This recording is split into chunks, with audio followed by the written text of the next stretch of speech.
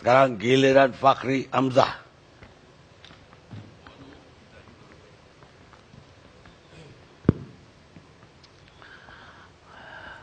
Terima kasih. Assalamualaikum warahmatullahi wabarakatuh. Waalaikumsalam. Tadinya saya kira Bang Karni akan menghadirkan Sujiwo Tejo,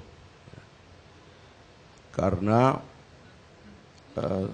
kasus selanjutnya yang akan ramai ini adalah tentang asosiasi presiden sebagai warga negaranya.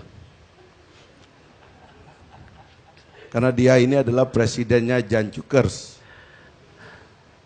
Dan presiden disebut sebagai Cak Jan itu tadi. Bukan Jan Etes, tapi Jan satunya lagi itu. Tapi ternyata Pak Tejo nggak kelihatan malam ini. Sehingga sebenarnya kita jadi tidak punya khazanah ya, untuk menginterpretasi kata-kata. Ya. Dan sebenarnya kan itu bagian yang paling penting sebenarnya, karena pada awalnya adalah kata-kata, ya. Seperti yang disebut di dalam kitab suci juga, pada awalnya adalah kata. Kalau di dalam Al-Quran itu dimulai dengan membaca, semuanya itu dimulai dengan kata-kata. Dan karena kebaikan hati dan cintanya Tuhan kepada kita, kita diberikan kitab suci sebagai pedoman dari kata-kata. Dalam kitab suci itu ada cerita, ya, ada hukum, ya, ada contoh, dan semuanya itu menjadi ladang bagi kita untuk menggali apa yang dianggap sebagai luhur, ya, sebagai besar dan sebagai bernilai tinggi atau agung. Dan saya kira cita rasanya cukup luas, karena yang digambarkan dalam kitab suci terutama terkait sejarah itu kompleks, adegan-adegan yang digambarkan itu. Jadi tidak sederhana.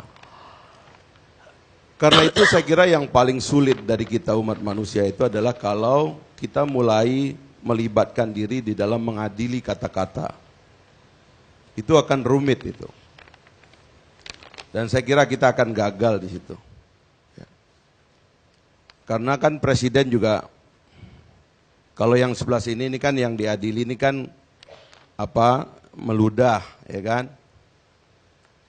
Tadi Jan tadi. Presiden juga memakai kata sontoloyo, ya, atau genderwo, gitu. Itu semua sebenarnya kan pilihan kata, yang kalau semuanya diadili, itu nanti jadi persoalan, ya, pilihan politik para penegak hukum atau wilayah lobby para politisi, gitu.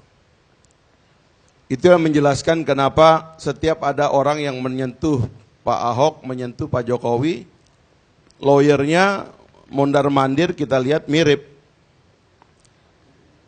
Sebenarnya itu kan itu merugikan sebetulnya, yang tidak disadari. Kalau saya menganggap itu merugikan incumbent, tapi tidak dilihat sebagai sesuatu yang merugikan.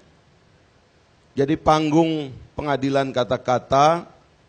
Tadi Saudara Fadlizon ini adalah Wakil Ketua DPR bidang Polkam. Salah satu bidang yang beliau koordinasikan adalah sektor penegakan hukum. Dia saja bikin 8 laporan, nggak mempan rupanya.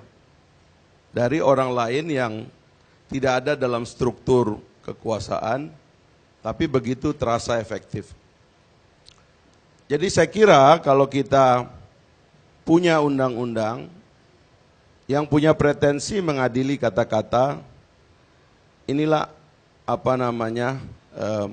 kelemahan kita sebagai bangsa. Saya dulu Bang Karni itu sebenarnya anggota dari Panja Undang-Undang ITE ini. Sebenarnya ada 3 undang-undang pada waktu itu, Pak, dari Kominfo ya. Yang rohnya sebenarnya ingin membantu Indonesia masuk ke dalam dunia digital ini ya. Dan juga tentunya bisnis. Kita mulai dengan Undang-Undang Penanaman Modal Asing tahun 2006.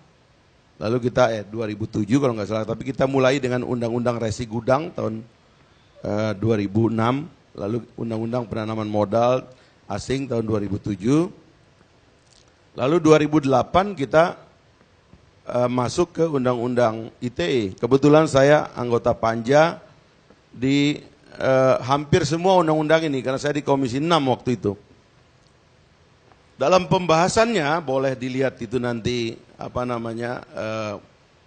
riwayatnya, notulensinya. Sebenarnya yang sangat dibahas oleh orang itu adalah digitalisasi itu, karena maraknya penipuan terutama itu berbasis data-data elektronik, ya Bang Karni. Dan waktu pemerintah datang membawa proposal, kita di DPR tuh ngomongnya sederhana, ayolah cepat aja disahkan, karena ini kita udah nggak bisa tunggu lagi, terlalu banyak korban. Sebagian anggota DPR nggak terlalu paham sebenarnya. Ada satu teman saya lupa namanya, tapi bikin kita ketawa karena dia bilang, ayo cepatlah, karena uang di ATM saya suka hilang itu, katanya gitu. Waktu membahas undang-undang ini, saking orientasinya memang transaksi ekonomi.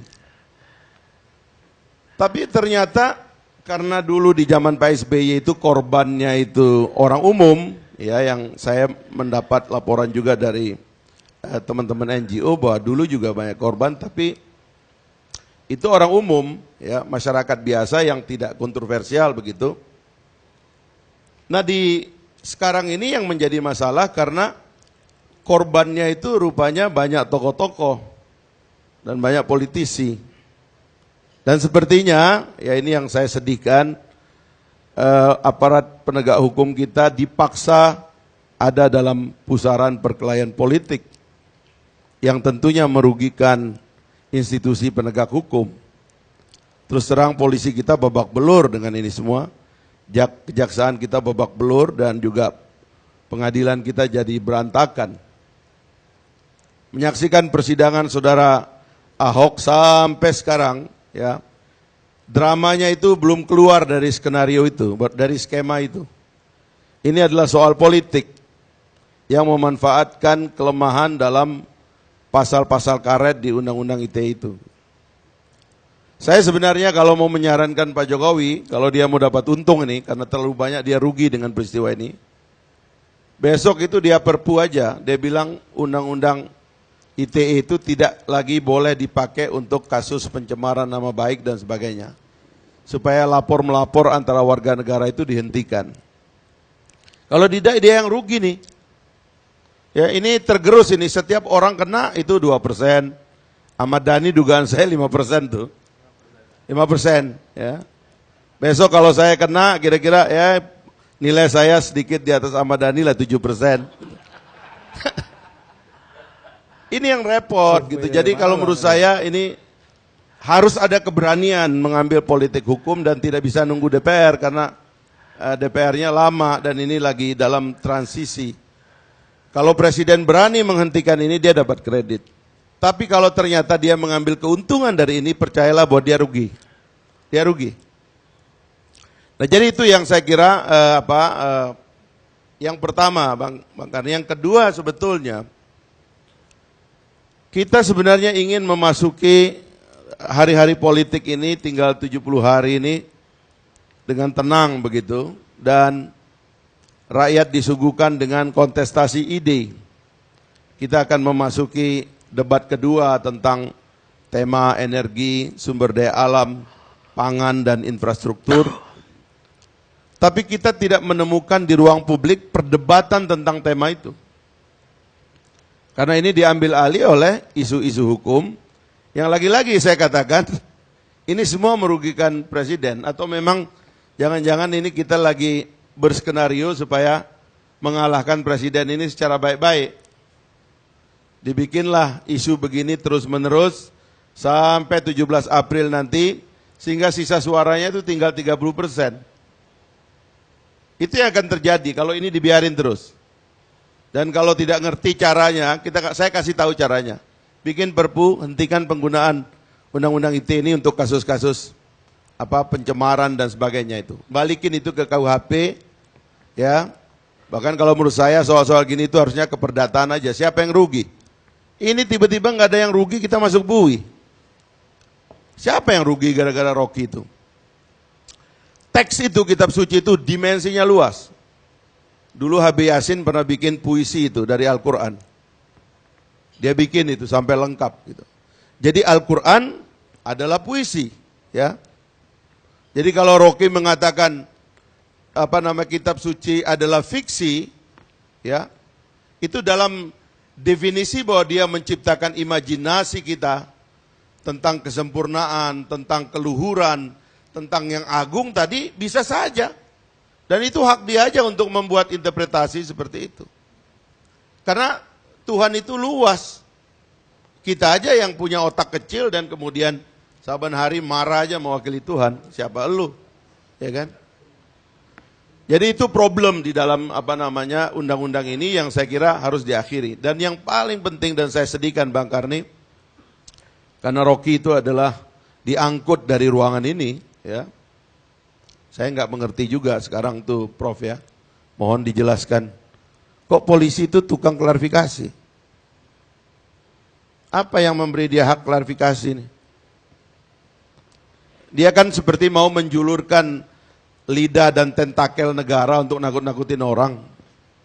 Bahwa dia boleh memanggil siapapun dengan atas nama klarifikasi. Tidak ada hak dia klarifikasi.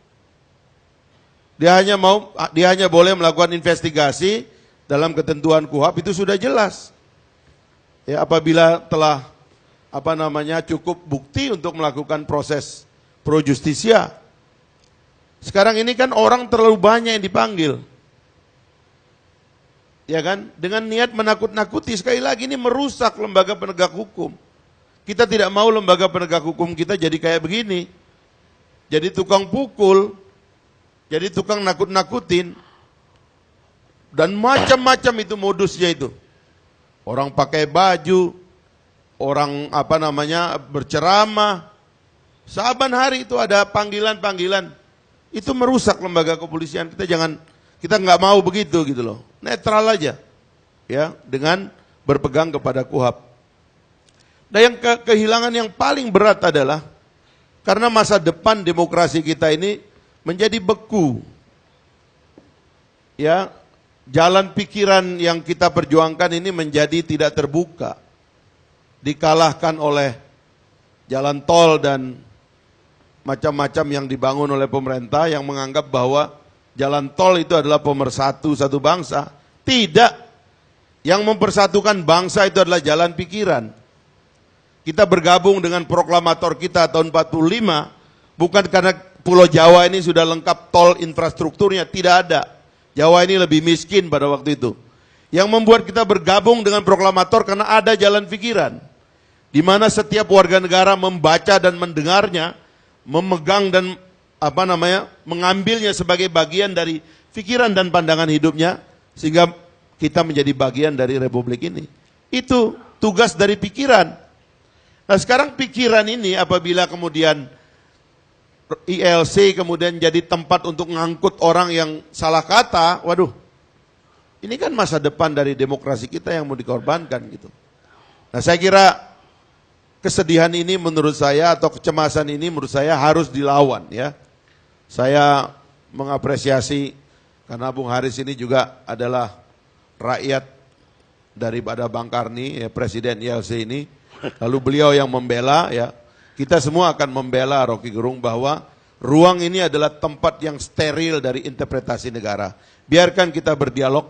Siapa yang punya persoalan dengan orang yang berkata-kata, dia punya legal standing atau tidak, pakai undang-undang KUHP yang sudah ada dan sebentar lagi kita akan sempurnakan. Itu saja. Klarifikasi dulu. Saya malah mengusulkan yang begini-begini itu nanti jadi perdata saja. Ngapain ini negara ngurus beginian? Kalau ada orang tersinggung ya tersinggung lawan yang menyinggung dong. Jangan bawa ke ruang publik, ini merugikan. Saya kira itu Bang Karni. Terima kasih. Bang Karni.